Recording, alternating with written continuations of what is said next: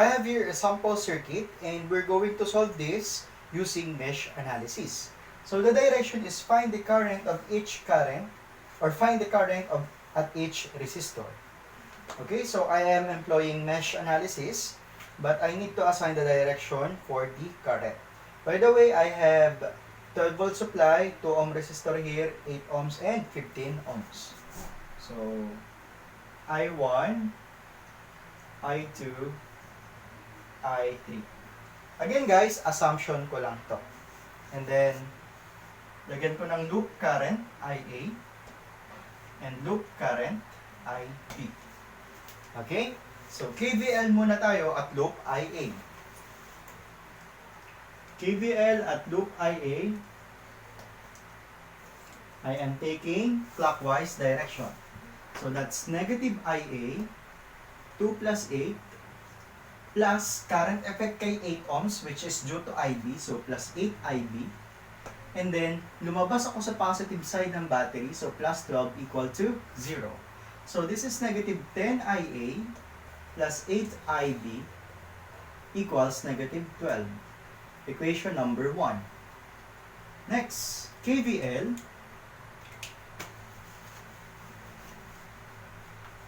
at loop IB.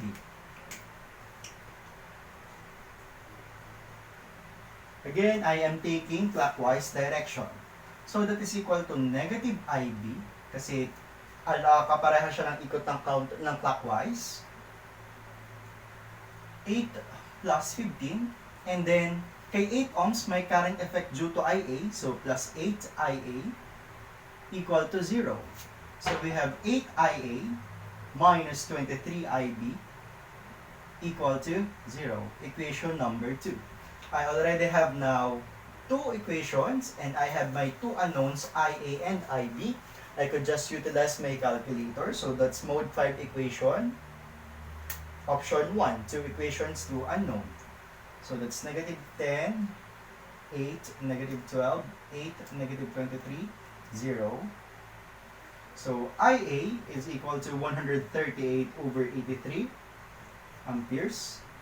IB is equal to 48 over 83 amperes. Okay? The direction is to find the value of the current at each resistor. So, inspect muna tayo. By inspection, wala namang ibang dumadaan kay 2 ohms kundi si IA.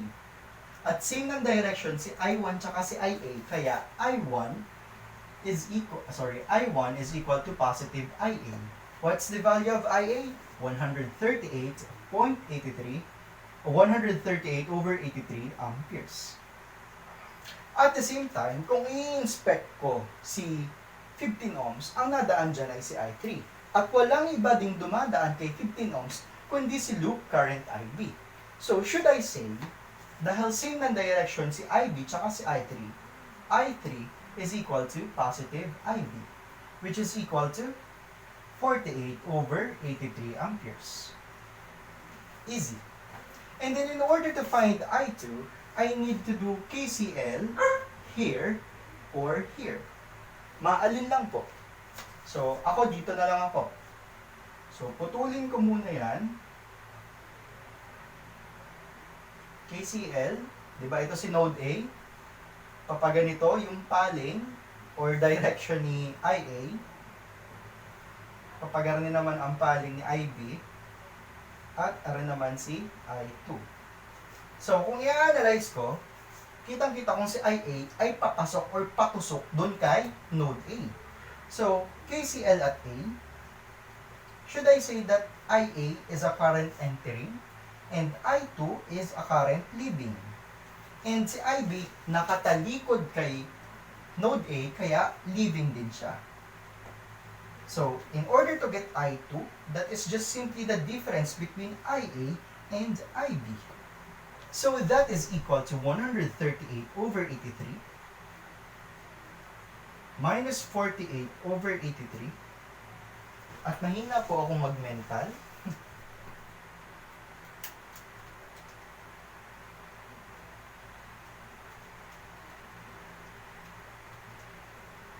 So that is equal to 90 over 83 amperes. So that is the value of your current I2. So ganun lang pong kadali ang mag-mesh analysis. And as you can see, from the previous video, sinolve natin to using simple KVL and KCL. We have 3 unknowns and we need to have 3 equations. Pero dito, within just 2 equations, makakapag-solve na agad tayo. So mesh analysis is a faster way of solving electrical networks. So please copy.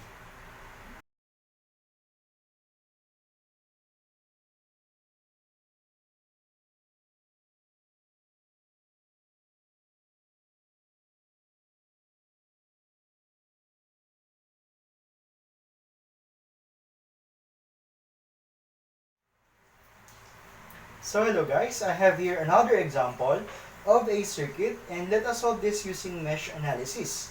The difference between this circuit is that we have here an independent current source. Okay? So the direction is to find the value of the mesh currents. So let's say this is IA, IB, and IC. Lahat clockwise yung direction nila. Okay?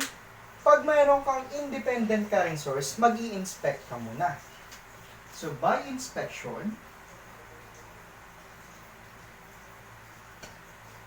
since, titingnan mo dito, by inspection at loop IA,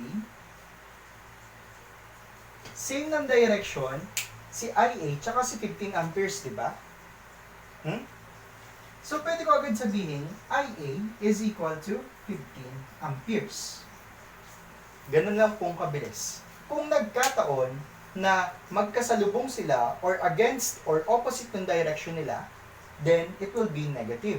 Pero in this case, same sila ng direction, kaya positive. Okay? And then, hindi ka na po dyan mag-KVL. Ang mag-KVL ka na lang dito kay loop IB tsaka kay loop IC. So, KVL at loop IB, again, clockwise direction tayo. So, that's negative IB dahil si IB ay clockwise din. Si IB dadaan kay 6 ohms, kay 4 ohms, tsaka kay 6 ohms. Pero, huwag mo kalimutan na dito sa resistor na to, dumadaan din si IA. So, meron kang current effect. So, plus 6 IA. And at the same time, dito naman sa kabilang 6 ohm resistor, may dumadaan din dyan, bukod kay IB, si IC. So you have again, another current effect. So plus 6 IC equal to 0. Okay? So kung isi-simplify ko, this is negative 16 IB plus 6 IA, but IA is equal to 15 amperes.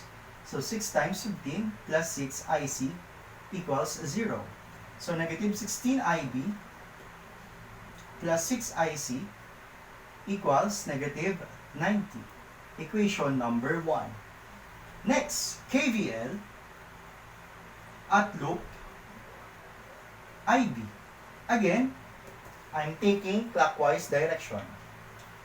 At loop IC na pala.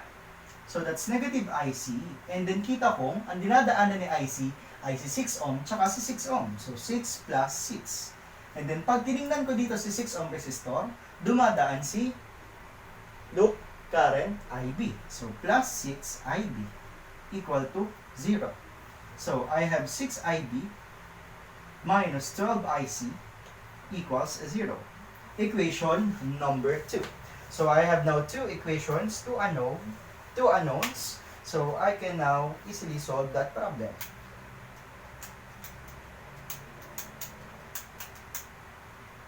So IB is equal to 90 over 13 amperes, while IC is equal to 45 over 13 amperes. So from inspection, I get IA equals 15 amperes. So these are the values of the mesh currents. So, ganun lang pong kadaling mag-solve ng ganyang circuit. Okay? So, please copy.